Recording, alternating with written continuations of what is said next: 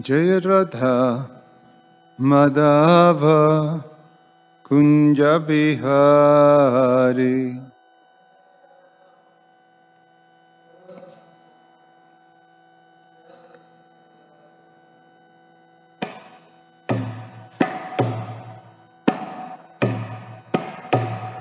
Jaya Radha Madhava Kunja Bihari.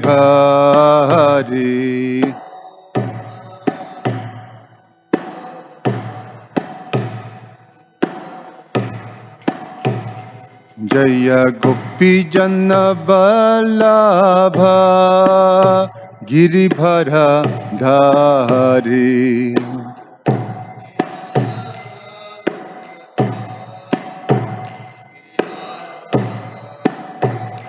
Jaya Gopi Jana Vallabha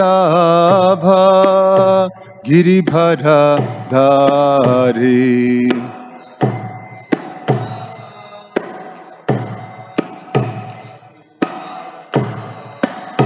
Jashodanandana Braja Jana Ranjana.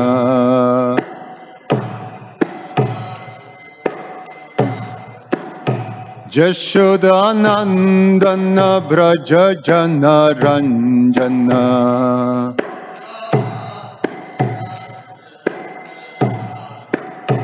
Jamuna Tira Banachari.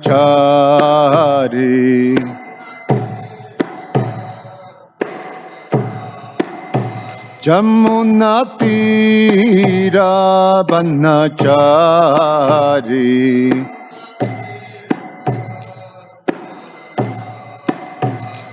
Jaya Radha Madhava Gunja Bihari.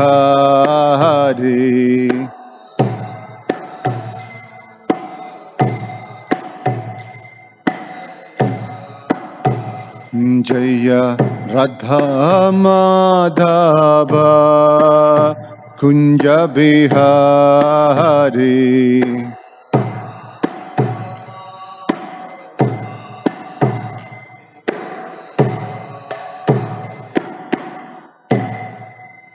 Jayam Vishnupad Paramahansa Parivrajagacharya Ashtotara Srimad His Divine Grace A.C.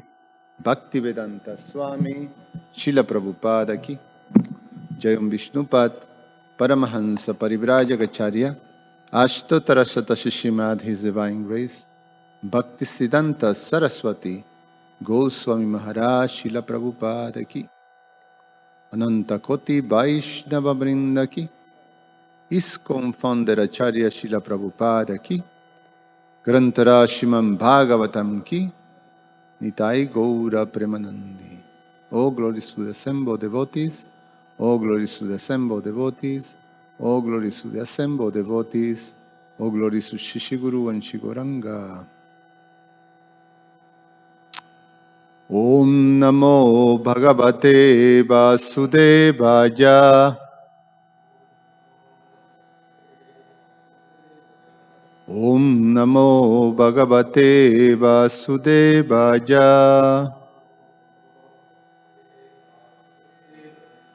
Om Namo Bhagavate Vasudevaya. Reading from Srimad Bhagavatam, Canto 10, the Summon Bonan, Chapter 46, Uddhava, Visit Vrindavan, text number 37.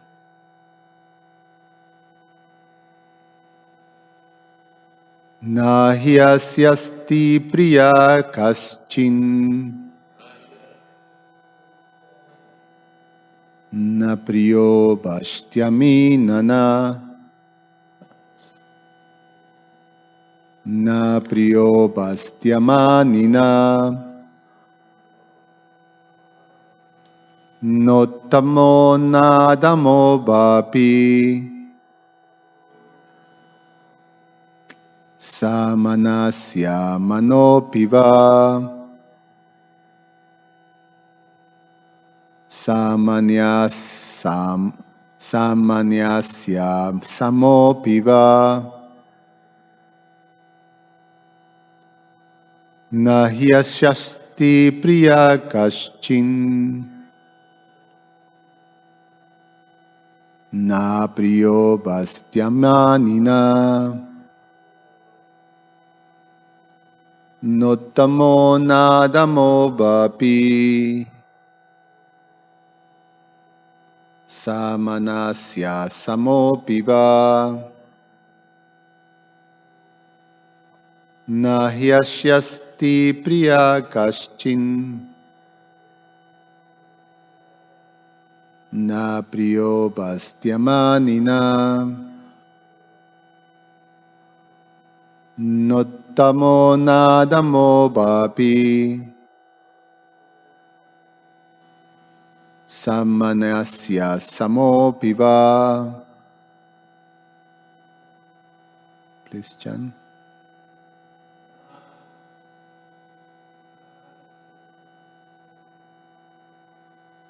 Na hyasyasti priya kaschin na priyo bastyamanina nottamo nadamo vapi samanasya samopiva na hyasyasti priya kaschin na priyo bastyamanina nottamo nadamo vapi samanasya samopiva. Na, not, he, indeed, asya, for him, ashti, there is, priyaha, dear, kaschit, anyone, na, not, apriyaha, not dear, va, or, asti, there is, amaninaha, who is free from desire for respect, na, not, uttamaha, superior, na, not, adamaha, inferior, va, or, api, also, samanasya, for him who has all respect for others, asamaha, completely ordinary, api, also, va, or. Translation by the disciples of His Divine Grace, A.C. Bhaktivedanta Swami Srila Prabhupada Ki Jai. For him, no one is especially dear or despicable, superior or inferior, and yet he is not indifferent to anyone. He is free from all desires for respect, and yet he gives respect to all others. Om Agyana Timirandasya Gyananjana Shalakaya Chakshur Ummilitangena Tasmai Sri Guruve Namaha. Namo Vishnupadaya Krishna Prestaya Bhutale Srimate Romapada Swamin Iti Namine. Namo Vishnupadaya Krishna Prestaya Bhutale Srimate Bhaktivedanta Swamin Iti Namine. Namaste Saraswate Deve Gauravani Pracharine Nirvishesha Shunyavadi Pashatya Deshatarine Vanchakalpa Tarubhyasya Kripa Sindhubhya Evacha Patitanam Pavanebhyo Vaishnavebhyo Namo Namaha. Nahyashyasti priya kaschin na priyo bhastyamanina nottamo nadhamo vapi samanasya shamopiva. For him no one is especially dear, or despicable, superior or inferior, and yet he is not indifferent to anyone. He is free from all desires for respect, and yet he gives respect to all others. Uddhava is responding, or try to respond, to Nanda Maharaj and Yashoda, Mother Yashoda, after witnessing the display of supreme devotion and love, that parental love, that both are exhibiting in front of him. Krishna sent Uddhava with a mission, the external mission to pacify them, to give them, to console them,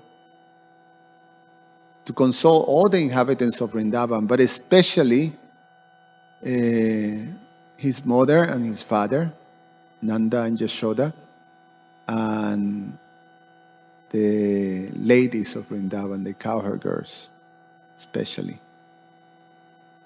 So, Uddhava, as he witnessed this extraordinary parental love that they were exhibiting, then he's trying to do what Krishna asked him. He's trying to console them.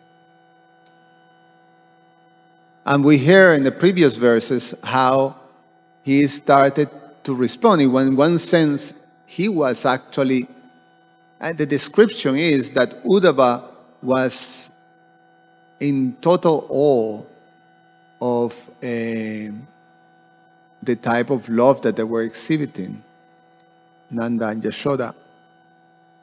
And for him, it was something that was beyond his experience and understanding.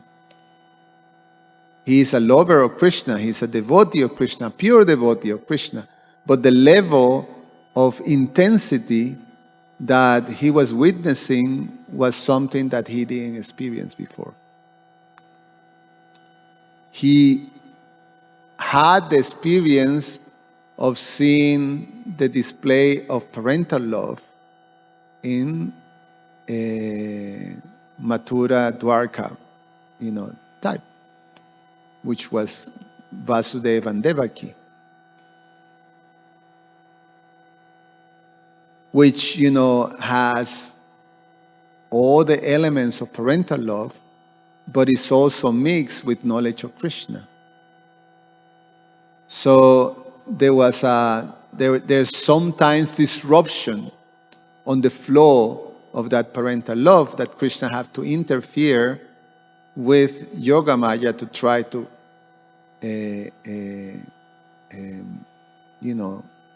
eliminate that block.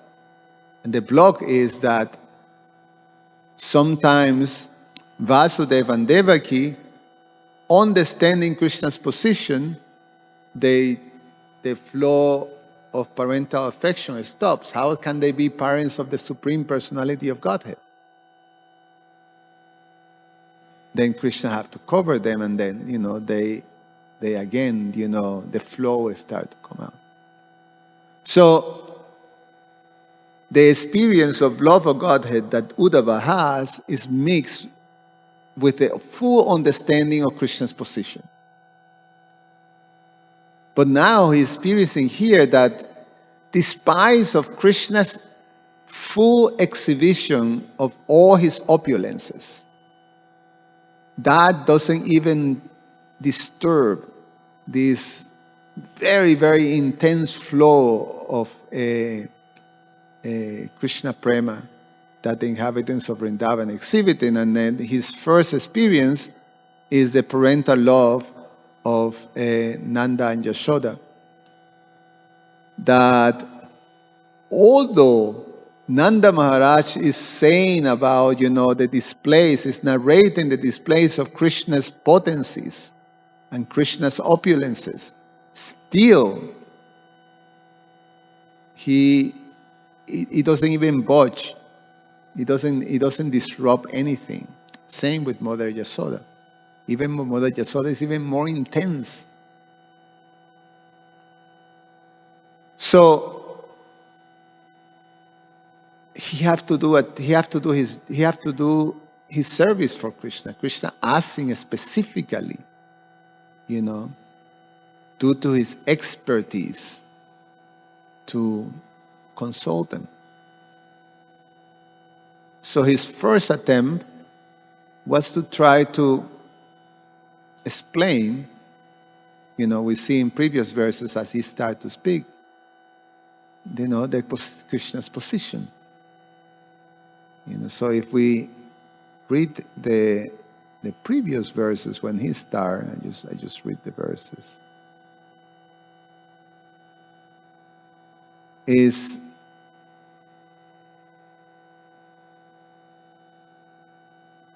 yes, Uddhava then joyfully, as explained in the narration of Srila Sukadeva Goswami, Uddhava then joyfully addressed Nanda Maharaj, having clearly seen the supreme loving attraction he and Yashoda felt for Krishna, the Supreme Personality of Godhead.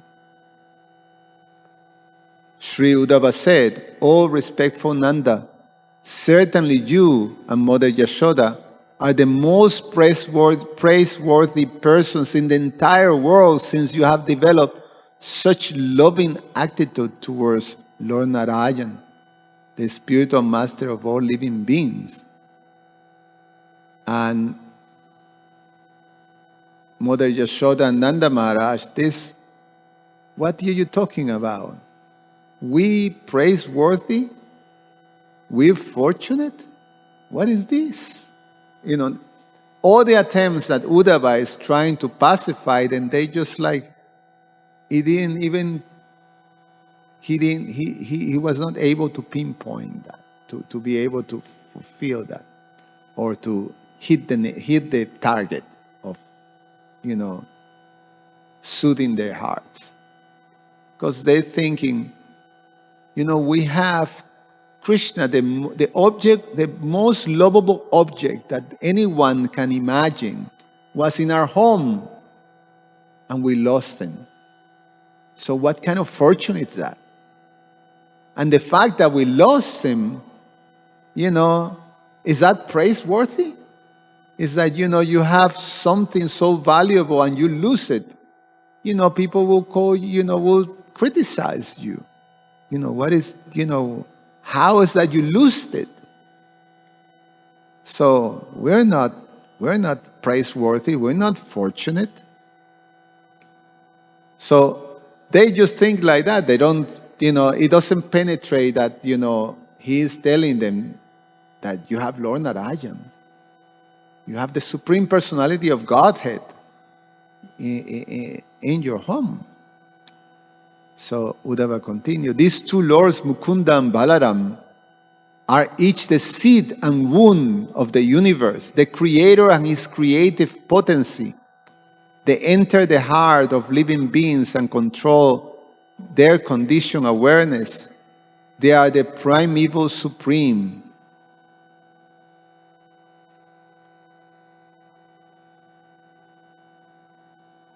And then he said, anyone, even a person in an impure state, who absorbs his mind in him for just a moment at the time of death, burn all traces of sinful reactions and immediately attains the supreme transcendental destination in a pure spiritual form, as effulgent as the sun. You too have rendered exceptional loving service to him, Lord Narayan, the super soul of all and the cause of all existence, the great soul who, although the original cause of everything, has a human-like form. What pious deed could still be required of you? So,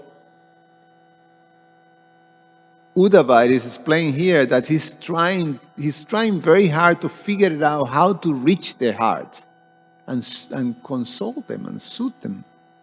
So he's basically telling them that you are in the highest position, in relationship to Lord, to the Supreme Lord. There's nothing more you need to do. There's nothing more you need to desire. You are in that supreme position. But no signs, the Acharya says, Srila Jiva Goswami say, not seeing signs of satisfaction in Nanda and Yashoda by his description, he doesn't see that. He's trying, but he doesn't, he's, Uddhava is using his transcendental intelligence to try to, okay, he's trying hard. Infallible Krishna, he continues, the Lord of the devotees, will soon return to Braja to satisfy his parents. Finally, he said, but he is also considering, that he have to make a general statement, not a specific. He say, Krishna will come back to you for sure. He will come back to Braja. But for Nanda and Yashoda, it's like, when? How long? Tomorrow? In a week? In a month? In a year? 5 years? How long? Just with this that you're saying, we may maintain our lives. But you know how difficult it is to maintain for us the airflow, the life force within this body that, have lost, this all sense by losing Krishna? It's very difficult. So should we wait? For how long? So be specific. But, Srila Vaishnava, I'd read, this is interesting. This is in text 34. Srila Vishwanath Chakravarti Thakur say, which, Srila Vishwanath Chakravarti Thakur enters into the whole heart of both Krishna and the devotees, and Uddhava. Oh dear Uddhava, I've heard, this is like Nanda Maharaj will respond to Uddhava. Oh dear Uddhava, I've heard you are very intelligent, but now I see you are foolish because you have simply praised us. Oh, who is there in the 3 worlds more fortunate than us, from whose house such a wonderful son has gone away? We are the object of a scorn for all. Anticipating this statement, Uddhava says, Achyuta. Achyuta means not falling or not breaking his promise. Will come very soon to Braja. Functioning as protector of the Yadus, he will remain here and fulfill all your desires. So, the whole Lila is Krishna now have to fulfill the duty of giving protections to the Yadus. Especially, his mission, his external missions, yata yata hi dharmasya, he comes to establish the principles of religion,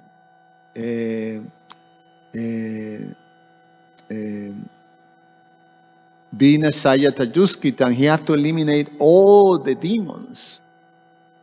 He have to, that was the request in the beginning, of Krishna's Leela, that the demigods went, to request him, please come, because the earth is overburdened by all these demoniac forces. So Krishna came to eliminate all these demoniac forces. So as long as there's demons there, he has business to do. So when he finishes business, then he is able to come back to Vrindavan. Because it's explained, if he will come back to Vrindavan and business is not finished, he will put at risk both the devotees of Dwarka, the Yadu dynasty, and also the Vrijavasis.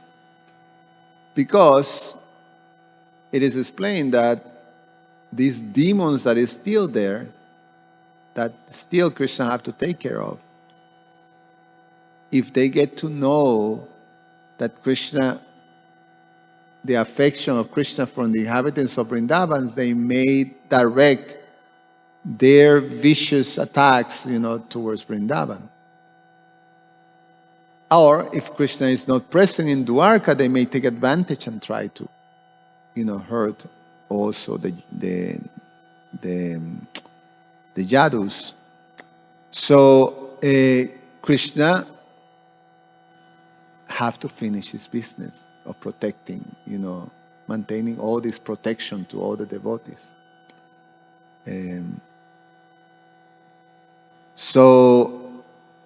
But in this case, it's still not fulfilling, it's not soothing, it's not consoling Nanda and Yashoda. So then he say, having killed Kansa, the enemies of all the Yadus in the wrestling arena, Krishna will now surely fulfill his promise to you by coming back.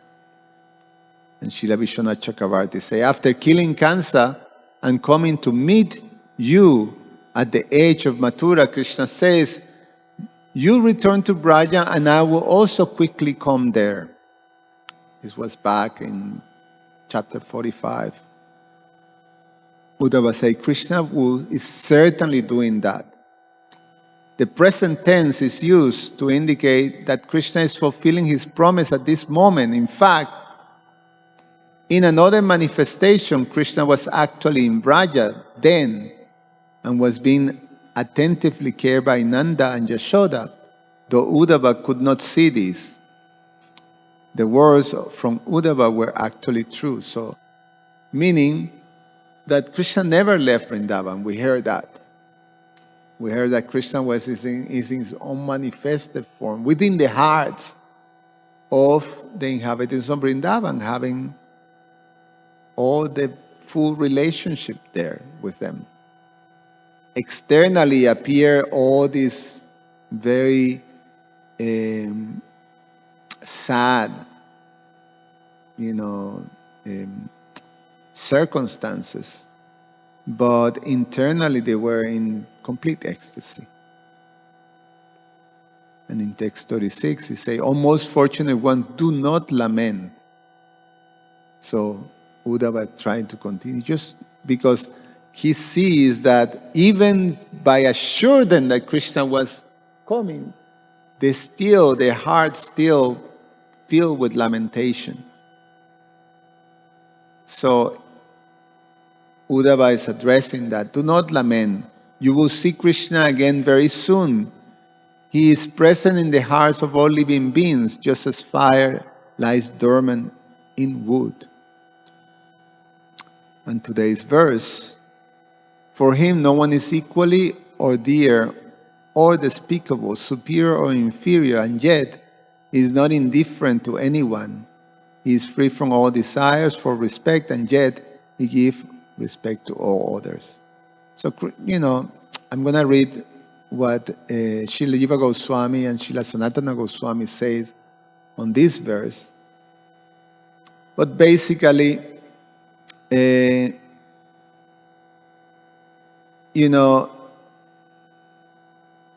Uddhava is working very hard to be ahead, or he's reading very well the reactions of Nanda and Yashoda. And how everything he says, they're counteracting with something, so he's trying to be ahead of that. So when he say he will come back, he is reading that Nanda and Yashoda is thinking, why he will come back? Why he will come back? He have all these amazing facilities, so many, he's a king right now. Why he come back to this village? So then Uddhava is trying to explain to him that no, for him, he doesn't make differentiations. He's not, this is likable, this is dislikable, or this is superior and this is inferior. That's not, Krishna doesn't do that, and he's not indifferent. So it's this quality of Krishna, this divine equality, which, if we have time, I'm going to touch on that, because that's one of the principles very important to understand Krishna. It's a Bhagavad Gita principle that Krishna explains in the 9th chapter of the Bhagavad Gita, when, the famous verse, Samoham Sarvabhuteshu Name Dveshon Stinapriyaha, that for him, he's equal to all living entities. No one is his enemy or no one is dear to him. But ye vayanti tuman bhaktya mayite teshu chapyaham. For those who serve him with love and devotion, he is in them and they are in him. So it appears that Krishna does favor his devotees, although he's saying, so it appears that he's contradicting himself. No one is dear, no one is an enemy for him. He's equal. But for his devotees, he have this special arrangement. So, is it this or is that?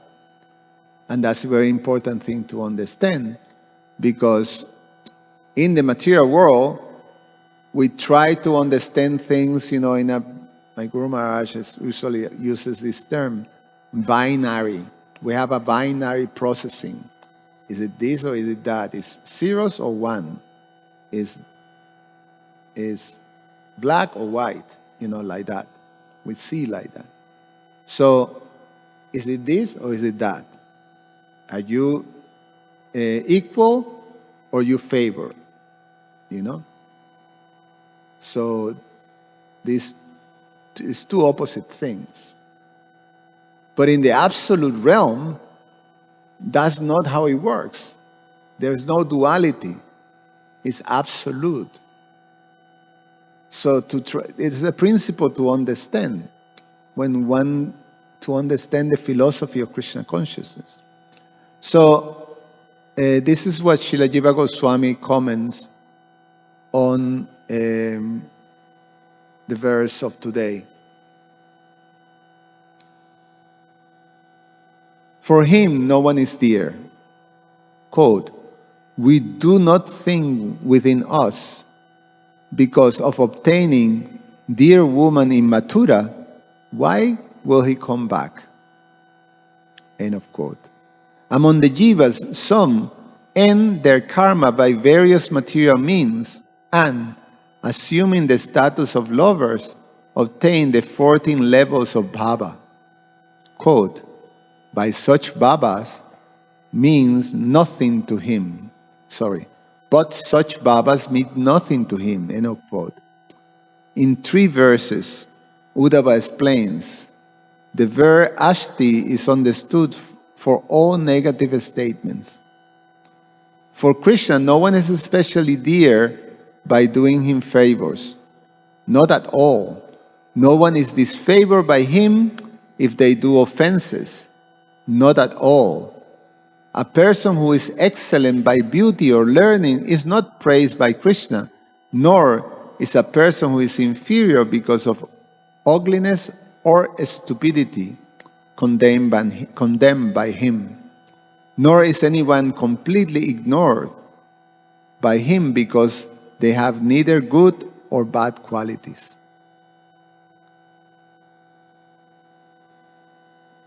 And Srila Sanatana Goswami, very similar. Srila Jiva Goswami took from Srila Sanatana Goswami. So they're very similar, but I read it also. Quote, why will he return when he has many women in the city? End of quote. Among the jivas, some end their karma by various material means and, assuming the status of lovers, obtain the 14 levels of Baba. But such Babas means nothing to him.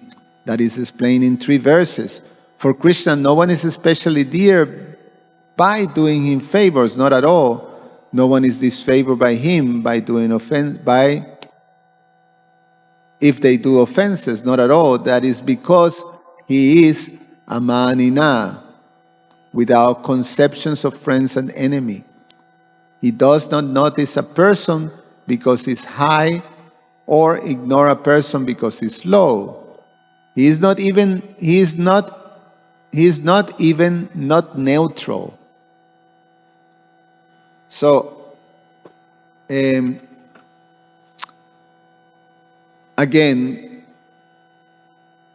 he's trying to address, Uddhava is trying to address Nanda and Yashoda's sort of processing of what is he saying to him. He's going ahead like that. So no, don't have to worry about that. It's not that Krishna is making a distinction before the opulence, that he prefers the opulences of Dwarka to the simplicity of Vrindavan. Vrindavan is inferior. He doesn't see like that. But he will respect, although he doesn't favor, he will respect. It says, the verse say, he's not indifferent to anyone. So he won't be indifferent to you. He won't be indifferent to anyone. Although supposedly he's neutral. And that's something that's a principle that have to be, it's a very important principle in the understanding of Krishna conscious philosophy. That what is the difference between this so-called neutrality? In one sense one can call, when it comes from Krishna, that he explains everything from Krishna is divine, so a divine neutrality, we may say. Is it the same, this divine neutrality and this divine equality? Because Krishna expressed that he is equal to everyone, and no one is, there's no enemies, there's no friends, so he's neutral, right? If we have someone as our friend, I'm not neutral. Now there's a relationship. If I have someone that is my enemy, I reject. So there is something too. There's an action taken. So if you're neutral, then it doesn't go either way. That's what that means. So this equality, that you're equal to friends and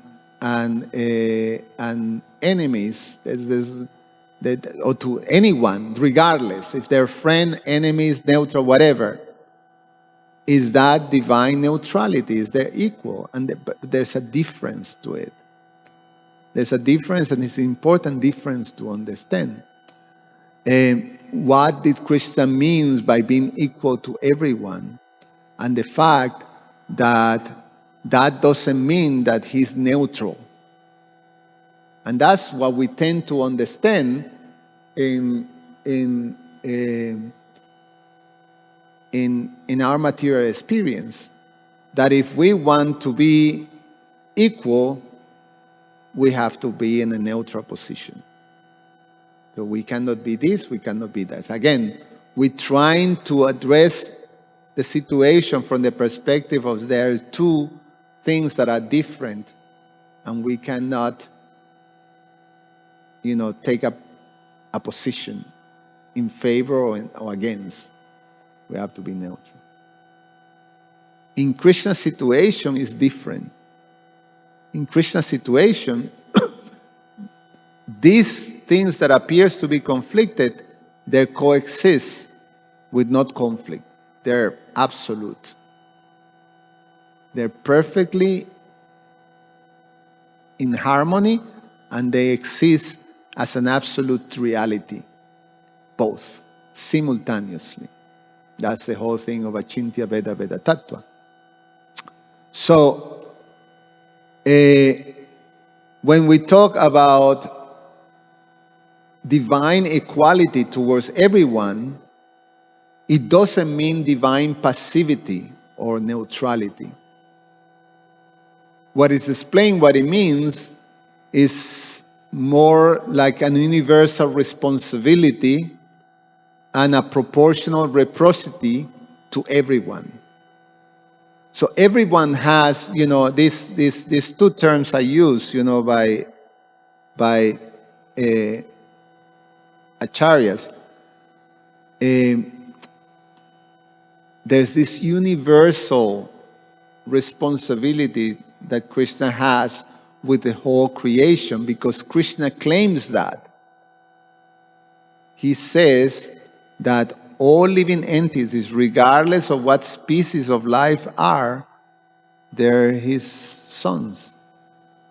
He's the father of all living entities.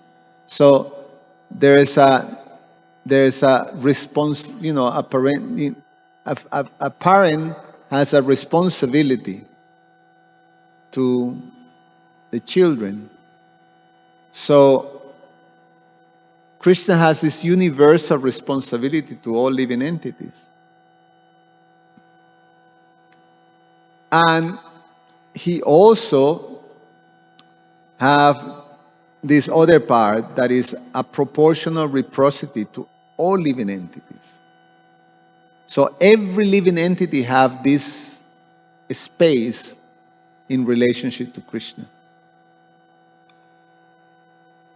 So when we talk about universal responsibility, then yes, Krishna is like the ultimate parent. He provides for all living entities. He provides for all living entities, and he also, from within the heart, according to how the living entities desire, then he reciprocates. So then, that's a proportional reciprocity. Krishna says that's, something similar in the Bhagavad Gita, that verse, Samoham Sarvabhuteshu, that he is equally disposed to all living entities. No enemies, not but for the devotees, he reciprocates accordingly. So, it's not that Krishna favors the devotees. Everybody has that opportunity, but the thing is that because the devotee desires, then Krishna reciprocates. So in one sense, Krishna executing his responsibilities, his divine responsibility, is never fails, regardless, because Krishna is within the heart of all living entities. He is accompanying every living entity, and he is constantly observing. Is the analogy of the two birds. Is constantly observing, waiting for the opportunity, and in fact, is something that is part of Krishna's arrangement, that life after life after life, people, the whole creation is designed to bring up the consciousness of the living entity, the conditioned soul, to again reconnect with Krishna. So Krishna's purpose for all living entities is to bring them back to him. So Krishna's purpose never fails. He is there, and he fulfills that in all situations. But he allows the natural flow from the living entity to actually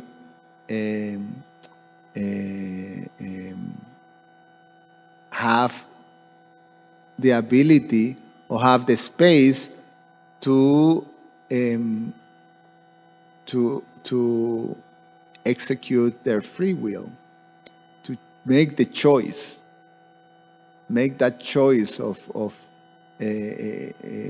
surrendering to Him. So when we see in terms of why Krishna reciprocates or Krishna doesn't reciprocate, He says in the Bhagavad Gita that He's within the hearts of all living entities and He gives remembrance or He gives forgetfulness. So who does He give remembrance and knowledge? To the devotees who desire to connect with Him. Who does He give forgetfulness? To those who wants to forget Him, who doesn't want Him. So He reciprocates with that. So one may say, well, why not forcing remembrance also? But that will block, the flow of choice. And also, from the perspective, following the analogy of a parental analogy, for a son or a daughter that is very much in sync with the father's purposes or desires, then the father naturally could give facilities, could give, bring those children into the business or the activity. But for those children that are rebellious and don't want to, and the facility, because they're not in sync with the purpose of the father, if you give them that facility, then they will misuse it.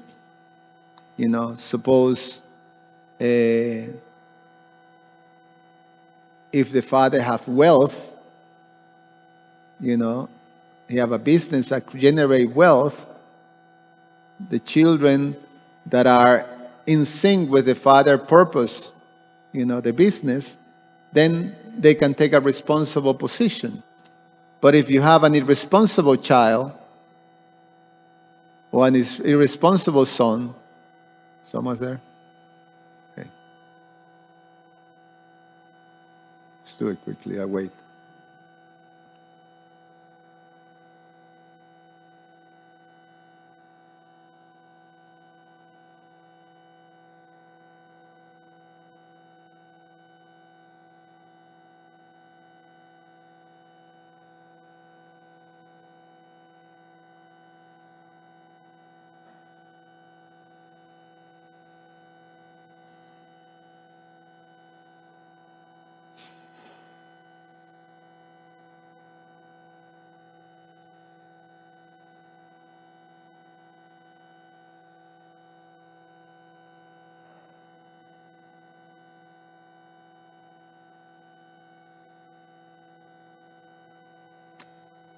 So, sorry about that.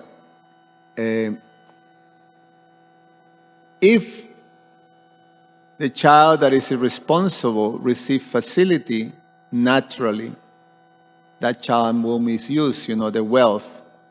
So it is actually for the benefit of the irresponsible child that wealth is not given, or that facility is not given, or there's, accordingly to how you're able to properly manage that facility, you receive. So it's all reciprocal. So it's a very important thing to understand that it's part of Krishna's universal responsibility. And that's how he deals with. So in one sense, that it's not that, like sometimes people questions, the battlefield Kurukshetra. It is obvious that Krishna took the side of the Pandavas, the side of Arjuna, and then fought against Duryodhana, the side of the Kurus. But the fact is that it's not that Krishna is taking the side of anyone. Is that Arjuna and the Pandavas took the side of Krishna, which is a different thing. And it's not that Krishna rejected the side of Duryodhana, but it's Duryodhana rejected the side of Krishna. So it's not on Krishna. Krishna is always equally disposed, like a loving parent. And is responsible, reciprocal with the capacity and the desire of the living entity. But it's the living entity who makes the choice of taking the side or not of Krishna. And that's something very important to understand. I stop. Krishna, any question? You have to pick the microphone.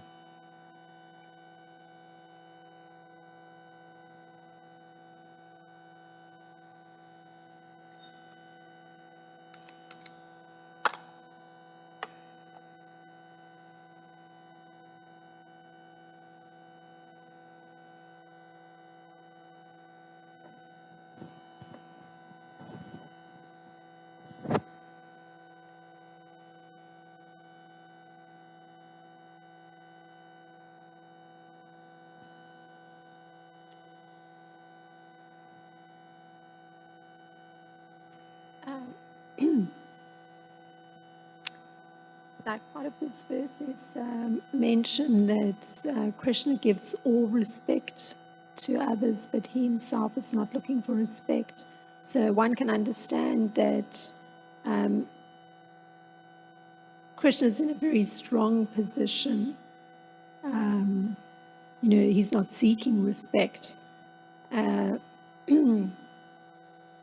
So I guess what you've been describing is Krishna being in a very strong position to be able to be equally disposed to everyone, but at the same time able to reciprocate on a very personal level with those that do make their choice to have that kind of relationship with him.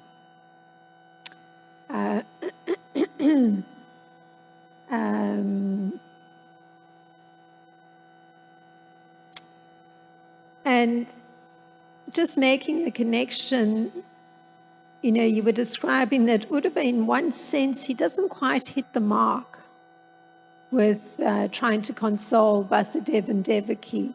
Yashoda and Nanda. Yasoda and Nanda, sorry.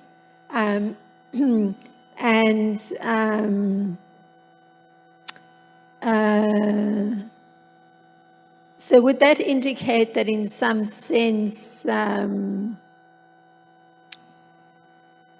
he's not in a perfectly strong position? No. He is just a different level. I mean, that was Krishna's also, in one sense, the purpose of favoring Uddhava to have an experience and learn, go to a higher stage of intimacy. And indeed, he was so in awe of what he witnessed that he just wanted to be a blade of grass there. And that's how he entered, that's his desired position in Vrindavan. That's how he became part of the, that intimate. So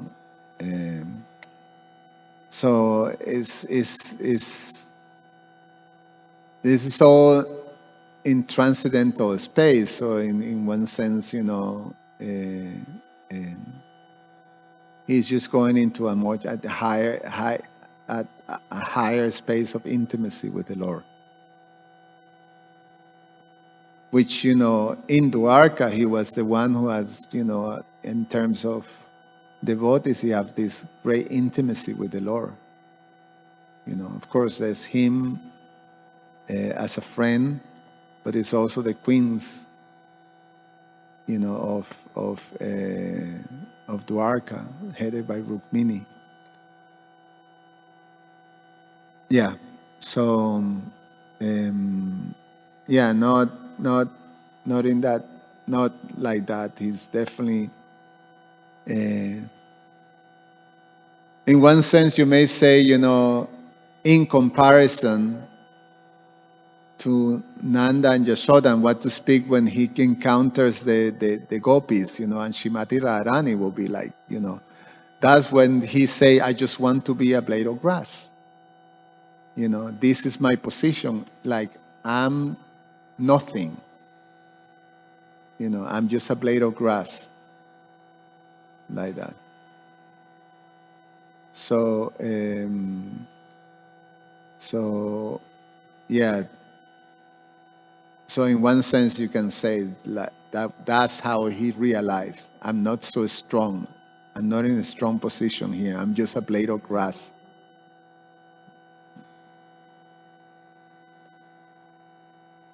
Like that.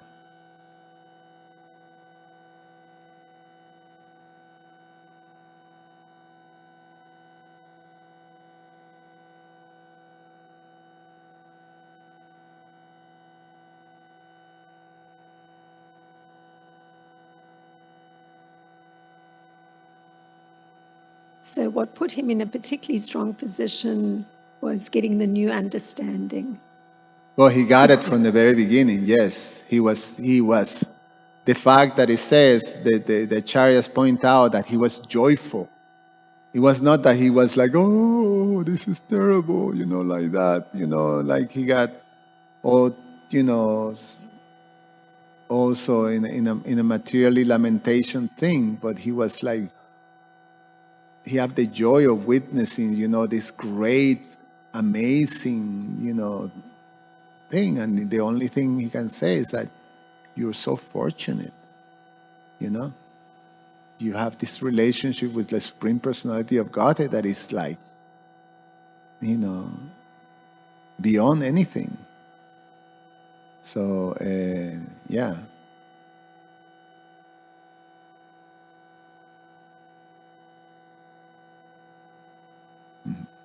Anyway, we stop. Yes, Grantara Srimad Bhagavatam ki jai.